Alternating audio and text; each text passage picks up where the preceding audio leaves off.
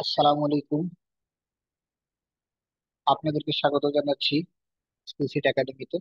তো আপনারা জানেন আমাদের সিসকো ক্যাটালিস্ট এসডিওয়ান এর full course from scratch to advance course running. আজকে হচ্ছে ডে 5। তো আজকে আমরা খুবই ইম্পর্টেন্ট একটা টপিক নিয়ে আলোচনা করব, যে টপিকটা হচ্ছে আপনার এসডিওয়ান আন্ডারলে ওভারলে। ওকে।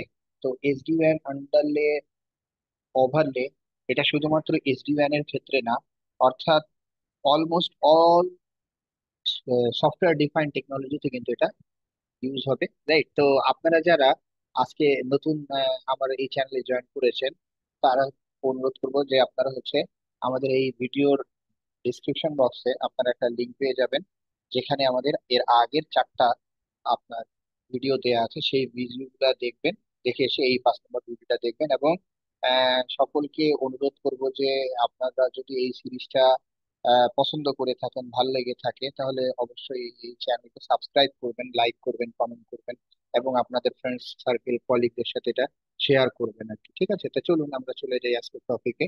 তো আজকে হচ্ছে ডে 5, আমরা আলোচনা করব আন্ডারলে এবং overlay, right? So basically SD ওয়ান আর্কিটেকচারটা এটা হচ্ছে টু পার্টে ডিভাইডেড। ওকে।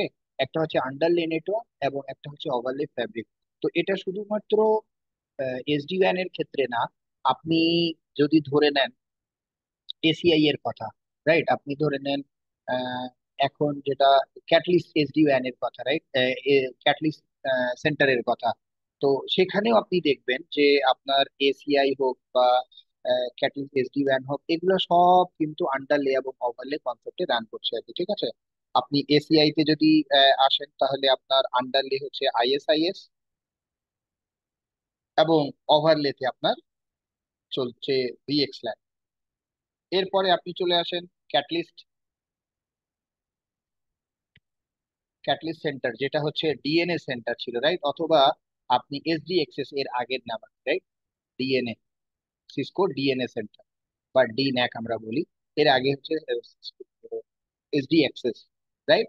সো এটাও আপনি যদি ধরেন, তাহলে এখানেও আপনার আন্ডারলেতে আইএসআইএস এবং ওভারলেতে আপনার ভিএক্সল্যান। ওকে। আপনি যদি চলে আসেন আপনার ইভিভি ভিএক্সল্যানে আর কি, রাইট? তো এই যে আপনার এসডিএন টেকনোলজি গুলো আর কি, সফটওয়্যার ডিফাইন্ড নেটওয়ার্ক গুলো, অ্যাডভান্স টেকনোলজি গুলো, অল অ্যাবাউট আন্ডারলে এবং ওভারলে, রাইট? সো আমরা দেখবো যে Cisco, particularly Cisco SD one এর ক্ষেত্রে, তো সিসকো এসডি ওয়ানটাকে আমরা কি করছি, দুই ভাগে ভাগ হয়ে গেছে। একটা হচ্ছে আন্ডারলে নেটওয়ার্ক, এবং এই আন্ডারলে নেটওয়ার্কের উপরে ডিপেন্ড করে যে নেটওয়ার্কটা, যে ফ্যাব্রিকটা তৈরি হয়, সেটা হচ্ছে ওভারলে। ওকে। সো আন্ডারলে কি, দেখেন আন্ডারলের মেইন পারপাসটা, আমরা কিন্তু অ্যানালজিতেও আসবো, রাইট? সো আন্ডারলের মেইন পারপাসটাই হচ্ছে যে আপনার যে দুইটা সাইড বা মাল্টিপল সাইডস আছে, রাইট? এই সাইডস গুলোতে আপনার রিচেবিলিটি প্রোভাইড করাটাই হচ্ছে এই আন্ডারলের কাজ, রাইট? এখান থেকে এখানকার যে রিচেবিলিটি, রাইট, এই রিচেবিলিটি প্রোভাইড করাটাই হচ্ছে আপনার দুইটা সাইড বা মাল্টিপল সাইটের মধ্যে আপনার রিচেবিলিটি প্রোভাইড করাটাই হচ্ছে আন্ডারলে কাজ। ওকে। তো আন্ডারলেতে আমরা রিচেবিলিটি প্রোভাইড করি, এবং ওভারলেতে আমরা কি করি, এই ওভারলে ইউজ করে আমরা হচ্ছে traffic from one device to another device, one side to another side আমরা ট্রাভার্স করাই, রাইট? তো এখানে দেখেন আন্ডারলেতে আপনারা এর আগে অবশ্যই জেনেছেন যে টি লক কি, রাইট? তো এখানে দেখেন আন্ডারলেতে কি বলছে, যে main and only function of the underlay network is to provide IP reachability between T locks, right? তো আপনারা জানেন টি লক তিনটা অ্যাট্রিবিউটস নিয়ে গঠিত, রাইট? একটা সিস্টেম আইপি, তারপরে হচ্ছে একটা ইনক্যাপসুলেশন, আইদার আইপিসেক অর জিআরই, আর একটা হচ্ছে আপনার কালার, রাইট? সেটা ইন্টারনেট হতে পারে, কালার এমপিএলএস কালার, প্রাইভেট 1 2 3, রাইট? এরপরে হচ্ছে দেখেন ওভারলে, রাইট? তো ওভারলেতে আমরা কি দেখছি, যে ওভারলে হচ্ছে এখানে আইপি সেক্টর। তো দেখেন এখানে definition is Cisco SD-WAN overlay networks is made of IPsec tunnel that traverse from site to site using the underlay network from the so forming so-called SD-WAN fabric. Each overlay tunnel is formed between two T-locks, right? এরপরে the routing within the overlay is governed by the overlay management protocol. এরপরের যে ভিডিওটা, সেটা হচ্ছে overlay management প্রোটোকলের, এবং এটা হচ্ছে কন্ট্রোল প্লেন প্রোটোকল, যেটা হচ্ছে similar to BGP. Right, basically OMP প্রোটোকলটা ডিরাইভ হয়েছে বিজিবি থেকে, আর কি বিজিবি থেকে ডিরাইভ করেই এই ওএমপি প্রোটোকলটা বানানো হয়েছে। এবং এই ওভারলে প্রোটোকল আমরা আমাদের ট্রেডিশনাল নেটওয়ার্কে ইউজ করছি, জিআরই, তারপর হচ্ছে আইপিসেক, তারপর হচ্ছে ভিএক্স ল্যান, এটা হচ্ছে ওভারলে। ওকে, তো আমাদের এসডিওয়ান এ ওভারলে হচ্ছে আইপিসেক, আর ভিএক্স ল্যান আপনি এটা এসিআই এবং এসডি অ্যাক্সেস এ ধরতে পারেন। রাইট, তো আমরা একেবারে একটা প্র্যাকটিক্যাল অ্যানালজি নিয়ে আমরা কথা বলবো। দেখেন, এখানে হচ্ছে রোডস এন্ড গুগল ম্যাপস এর অ্যানালজি। রাইট, তো আপনার যদি আহ, বুঝতে সমস্যা হয়, তাহলে এই অ্যানালিসিসটা আমার মনে হয় যে ক্লিয়ার হয়ে যাবে। রাইট, তো দেখেন, রুটস, আমরা তো দেখছি যে আমাদের শহরে বিভিন্ন রুটস আছে। রাইট, এই বিভিন্ন রুটস বিভিন্ন আহ, এলাকাকে আপনার হচ্ছে কানেক্ট করছে। রাইট, তো এই রোডকে, এই রোডের ট্রাফিকটাকে, অর্থাৎ এই রোডের ইনফ্রাস্ট্রাকচার যেটা, এই রোড বা হাইওয়েজ যেগুলো, এগুলোকে আমরা ধরতে পারি আন্ডারলে। রাইট, এবং টপ অফ আন্ডারলে আপনার গুগল কি করেছে, এই গুগল ম্যাপস একটা অ্যাপ্লিকেশন বানিয়েছে। রাইট, এই গুগল ম্যাপস বা গুগল কিন্তু নতুন করে কোনো রাস্তা তৈরি করে না, বা কোনো হাইওয়েজ কিন্তু সে বানায় নাই। রাইট, এ কি করেছে, সিম্পল একটা অ্যাপস নিয়েছে, এবং অ্যাপস কে ইউজ করেই দেখেন আপনাকে সে রিয়েল টাইম ট্রাফিক দিচ্ছে, যে কোন রাস্তাতে জ্যামস আছে, কোন রাস্তাতে অ্যাক্সিডেন্ট হয়েছে। রাইট, কোন বিকল্প রুট আপনি ইউজ করলে আপনি তাড়াতাড়ি গন্তব্যে পৌঁছাতে পারবেন। রাইট, কোথায় আপনার ম্যাসিভ ধরনের ট্রাফিক জ্যাম আছে। Right, everything real time data আপনাকে এই গুগল ম্যাপস প্রোভাইড করছে। রাইট, তো এখানেই আপনি ধরতে পারেন যে আমার এই যে রোডস এন্ড হাইওয়ে যেটা আছে, এটা হচ্ছে আন্ডারলে, অর্থাৎ এটা কিন্তু ফিজিক্যাল এন্টিটি। রাইট, কিন্তু গুগল ম্যাপস এটা কিন্তু একটা সফটওয়্যার। রাইট, এটা কিন্তু কোনো ফিজিক্যাল এন্টিটি না, এটা হচ্ছে আপনার ভার্চুয়াল, কিন্তু আপনাকে রিয়েল টাইম, আপনাকে আপনি দেখলেই আপনি বুঝতে পারবেন যে আপনার বিকেলটা, আপনার বাস বা আপনার কার অথবা বাইক কোথা থেকে কোথায় যাচ্ছে, অথবা ওয়াকিং, আপনি যদি ওয়াকিংও করেন সেক্ষেত্রে আপনাকে কিন্তু দেখাই দেবে যে আপনার এই যে আপনি মুভ করছেন এখান থেকে সেখানে, আপনি মুভ করছেন, সেটা আপনি এখান থেকে লোকেশন দেখে বুঝতে পারেন। রাইট, তো এটা হচ্ছে আপনার প্র্যাকটিক্যাল একটা অ্যানালজি আমাদের আন্ডারলে এবং ওভারলে। ওকে, এরপরে আমরা চলে যাব, দেখেন আমাদের রিয়েল টাইমে আমরা কি করছি। আমাদের যে ট্রেডিশনাল নেটওয়ার্ক, এই ট্রেডিশনাল নেটওয়ার্কে আমরা ইউজ করছি কি আন্ডারলে। রাইট, তো আন্ডারলে কি, আমার পারপাসটা হচ্ছে যে এটা হচ্ছে আমার একটা সাইট, সাইট ওয়ান ধরে নেই, এটা হচ্ছে আমার সাইট টু। রাইট, অথবা এটা আমার হেডকোয়ার্টার ধরতে পারি আমি। রাইট, এটা আমার হেডকোয়ার্টার, এবং এটা হচ্ছে আমার ব্রাঞ্চ। ওকে, তো আমার রিকোয়ারমেন্টটা পড়লো কি, আমার রিকোয়ারমেন্টটা পড়েছে যে আমার ব্রাঞ্চ থেকে আমার ইউজার এই হেড অফিসে, এই নেটওয়ার্কে আপনার সার্ভার আছে একটা, এই সার্ভারে তারা তাদের ডেটা গুলাকে স্টোর করবে। রাইট, সেক্ষেত্রে আমার কি লাগবে, আমার রিচেবিলিটি লাগবে এই ল্যান্ড টু এই ল্যান্ড।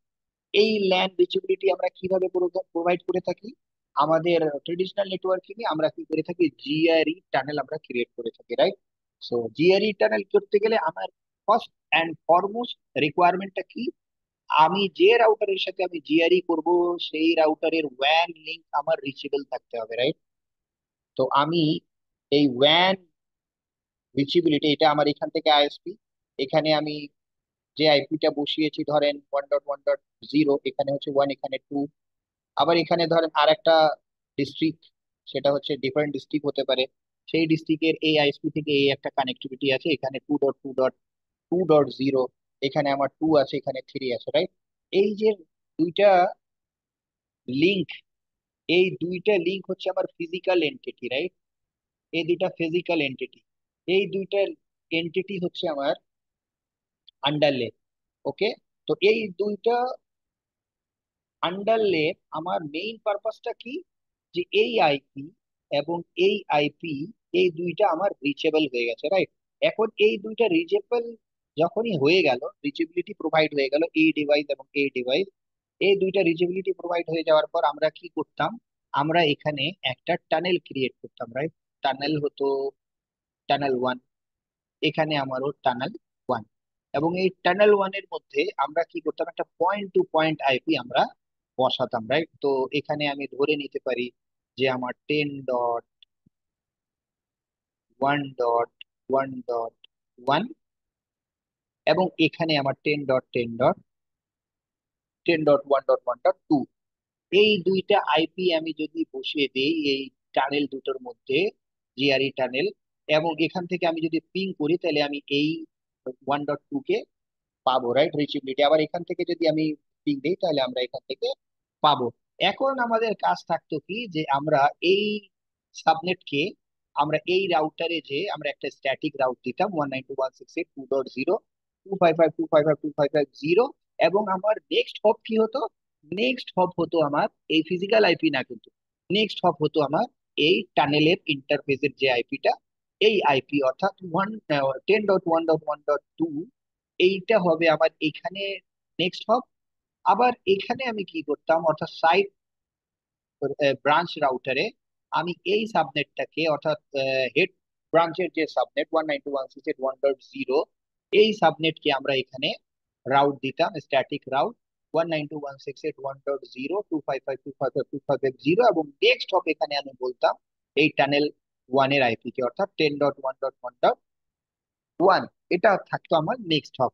এই কাজটা করে দেওয়ার পর আমার এই সাবনেট থেকে আমি এই সাবনেটকে, বা এই সাবনেট থেকে এই সাবনেটের মধ্যে আমার রিচেবিলিটি ক্রিয়েট হয়ে যাইতো, রাইট। তো এই যে যে টানেলটা আমার, আমি এই যে টানেলটা ক্রিয়েট করলাম, এই টানেলটা হচ্ছে আমার আন্ডারলে, ওভারলে, এবং এই যে ফিজিক্যাল যে কানেক্টিভিটি, এই ফিজিক্যাল কানেক্টিভিটিটা হচ্ছে আমার ওভারলে, রাইট, আন্ডারলে। ওকে, এই যে এটা হচ্ছে আমার আন্ডারলে, এবং এই আন্ডারলেকে ইউজ করে আমি যে টানেলটা ক্রিয়েট করলাম, এই টানেলটা হচ্ছে আমার ওভারলে, অর্থাৎ এটা কিন্তু ভার্চুয়াল, এটা কিন্তু ফিজিক্যাল এক্সিস্টেন্স নাই। ওকে, তো এই হচ্ছে আমাদের ওভারলে এবং আন্ডারলে, যেটা আমরা ট্রেডিশনালি ইউজ করছি। আমরা কিন্তু এখন যেটা দেখবো, সেটা দেখবো আমরা আমাদের এসডি ওয়ান এর ক্ষেত্রে, রাইট। এই এসডি ওয়ানেও কিন্তু আমরা একই ধরনের টানেল ক্রিয়েট করছি, সেখানে জিআরই করছিলাম। আমরা ট্রেডিশনাল নেটওয়ার্কেও কি করি, আমরা এই ইনক্যাপসুলেশন করে থাকি, রাইট, এই জিআরই তে। এটা কিন্তু আপনার এনক্রিপ্টেড না, এটা সিকিউর না, রাইট। যে কেউ এটাকে ডিক্যাপসুলেট করে আমার ইনফরমেশনটা নিয়ে নিতে পারে। তা আমি আরো মোর সিকিউর করার জন্য আমরা কি করতাম, এই জিআরইর উপরে আমরা কি করি, আইপি সেক ক্রিয়েট করি, অর্থাৎ আমার জিআই ওভার আইপি সেক, বা আইপি সেক ওভার জিআরই, রাইট, আমরা হচ্ছে এটা কনফিগার করতাম এই যে টানেলটা, এই টানেলটাকে আরো সিকিউর করার জন্য। ওকে, আইপি সেক কনফিগার করতাম। একই ধরনের কাজ আমরা এখানে করছি। ওকে, আমরা কি করছি, এসডি ওয়ানে, আমরা এসডি ওয়ানেও তাই করছি। দেখেন এসডি ওয়ানের ক্ষেত্রে এইটা আমার হচ্ছে হেড ব্রাঞ্চের রাউটার, এটাকে আমরা এখন আপাতত সাইটে রাখি, রাইট। এই হচ্ছে আমার হেড ব্রাঞ্চের রাউটার, এইটা হচ্ছে আমার আইএসপির কানেক্টিভিটি 101.1.1। এখানেও আমি একটা রিয়েল আইপি কনসিডার করছি 02.1.1.1, রাইট। এখন এই যে ব্রাঞ্চ, এই আমার হেড অফিস, এই হেড অফিস থেকে এই পর্যন্ত যে কানেক্টিভিটি, ফিজিক্যাল কানেক্টিভিটি, বা এখান থেকে এর যে কানেক্টিভিটি, রাইট, এই রেড লাইন দিয়ে আমি যেটা দেখিয়ে রেখেছি, এইটা হচ্ছে আমার আন্ডারলে।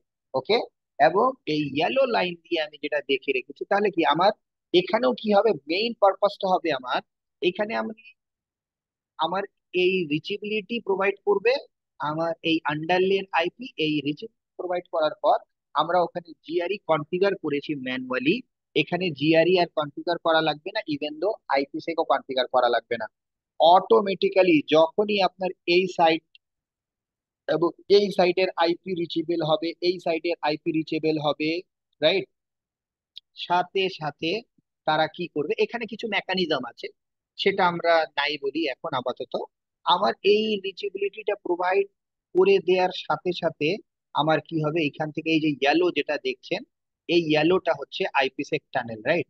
অর্থাৎ এখানে দেখেন, ওখানে আমি কি করেছিলাম, টানেল ক্রিয়েট করেছিলাম, রাইট। এখানে কিন্তু আপনার টানেল, জিআরই টানেলে আপনার এই যে T1, আমি এটা টানেল বলছি না, এটা যারা আমার আগের ভিডিও দেখেছে টার্মিনোলজি, তারা জানে যে এই টি মানে হচ্ছে টি লক, অর্থাৎ এই টি লক ওয়ান এবং এই টি লক টু, এই দুইটা টি লকের মধ্যে রিচেবিলিটি প্রোভাইড করাটাই হচ্ছে আমার এই আন্ডারলের কাজ এসডি ওয়ানে। যখনই আমার রিচেবিলিটি চলে আসবে, সাথে সাথে অটোমেটিক্যালি একটা আইপি সেক টানেল ক্রিয়েট হবে, যেটা হবে আমার ওভারলে। অটোমেটিক্যালি আপনাকে কিন্তু আইপি সেক আর কনফিগার করার প্রয়োজন পড়ছে না এখানে বিটুইন দ্য সাইটস। আপনি কি করবেন, অটোমেটিক্যালি আপনার আইপি সেক টানেল ক্রিয়েট হয়ে যাবে, রাইট? তো এইখানে আমার আইপি সেক হচ্ছে, এটা আন্ডারলে ভুল করে লেখা আছে এখানে, আইপি সেক হচ্ছে আমার ওভারলে, এই যে যে টানেলটা, এটা হচ্ছে আমার ওভারলে, এবং এই যে রেড কালারের যে ফিজিক্যাল কানেক্টিভিটি, এই কানেক্টিভিটিটা হচ্ছে আমার আন্ডারলে। ওকে, তো এখানেও কিন্তু ওই মেইন পারপাসটা হচ্ছে কি আপনার, এখানে ওভারলে ক্রিয়েট করার জন্য আমার যে রিচেবিলিটিটা প্রয়োজন, ওই রিচেবিলিটিটা প্রোভাইড করে দিচ্ছে আমাকে আন্ডারলে, রাইট? এবং এখানে দেখেন এই রাউটার থেকে আপনি যদি 192.168.10/24 সাবনেটকে আপনি যদি রিচেবল করতে চান 192.168.3.0 সাবনেটের সাথে, তাহলে আপনাকে এই রাউটার থেকে আপনার নেক্সট হব কি হবে, এইখানকার টি লক হবে, অর্থাৎ টি লক 4। এই টি লক 4-এ আপনি কি করবেন, এখান থেকে একটা রাউট দিবেন, যেই রাউটটা আপনার অটোমেটিক্যালি আপনি ল্যান, এই সাইডে ল্যানে আপনি রাউটটা কনফিগার করলে আপনার স্ট্যাটিক যদি থাকে, তাহলে এইখান থেকে আপনাকে ওএমপি একটা রাউট চলে আমাদের, ওই ওএমপি রাউটে আপনাকে রিডিস্ট্রিবিউট করে দিতে হবে। রিডিস্ট্রিবিউট করে দিলে এই রাউটটা অটোমেটিক্যালি এর কাছে চলে আসবে, অন্য অন্য এজ গুলা রাউটারের মধ্যে ও এজ রাউটারে চলে আসবে। সেটা আসবে কই থেকে, এই কন্ট্রোলারে যাবে, কন্ট্রোলার আবার এটা রিডিস্ট্রিবিউট করে দেবে। এই কন্ট্রোলারটা আপনার কিভাবে কাজ করে, রাউট রিফ্লেক্টর হিসেবে কাজ করে, রাইট? সেটা আমরা নেক্সট ভিডিওতে কথা বলবো, যেহেতু আমাদের এই ওএমপি নিয়ে ডেডিকেটেড একটা ভিডিও আছে, রাইট? তো আমরা কি করছি, এই রিচেবিলিটিটা করার জন্য আমি এখানে রাউট দেবো, এই রাউটারে 192.168.3.0, যেটা আমার দেয়া উচিত, রাইট? এটা অটোমেটিক্যালি হয়ে যাবে। ওকে, সেটা আমি জাস্ট খালি এখান থেকে রাউট কনফিগার করে রিডিস্ট্রিবিউট করে দিলেই এটা অটোমেটিক্যালি হয়ে যাবে। আর এই সাবনেটটাকে আমি এখানে রাউট করতে হবে আমাকে, একই রকম। তাহলে এর গেটওয়ে হবে, এই রাউটারে আমি গেটওয়ে বসাবো আমার এই টি লককে, আবার এই রাউটার থেকে এই সাবনেটকে আমি যদি রিচেবল করতে চাই, তাহলে এই আইপি বসাবো এখানে, এবং এর গেটওয়ে দেবো, আমি নেক্সট হপ দেবো আমার এই টি লককে। ওকে, তো টি লক যারা জানেন না তারা আমার আগের ভিডিওটা দেখবেন, টার্মিনোলজি ভিডিও, সেখানে আপনি ইন ডিটেলসে আলোচনা করা আছে যে টি লক কি। ওকে, তো এটা আপনি রিচেবিলিটি প্রোভাইড করে দিলেই আপনার ওভারলে টানেল অলরেডি রিচেবল হয়ে যাবে, রাইট? তো এই ছোট্ট একটা ভিডিও ছিল আজকে আন্ডারলে এবং ওভারলেতে। আশা করি আপনাদেরকে এই সিরিজটা ভালো লাগছে, এবং আমার রিকোয়েস্ট থাকবে যে আপনারা হচ্ছে আমাকে একটু হেল্প করবেন। সেটা হচ্ছে আপনারা এই কমেন্টে আপনারা কমেন্ট করবেন যে আপনাদেরকে ভিডিও ভালো লাগছে কিনা, বা কোন কোন জায়গায় আমি আমার ইমপ্রুভমেন্টের দরকার আছে, রাইট? তো আপনাকে আমি রিকোয়েস্ট করব যে আপনি অবশ্যই সেখানে ভালো মন্দ আপনারা কমেন্ট করবেন এবং আমাকে সাজেশন দেবেন। এবং ভিডিওটা যদি লাইক থাকে, ভালো লাগে লাইক করবেন, যদি খারাপ লাগে ডিসলাইক করবেন, রাইট? সো ধন্যবাদ সকলকে এই ভিডিওটা দেখার জন্য, এবং আগামী ভিডিওতে আবারও দেখা হবে। ধন্যবাদ।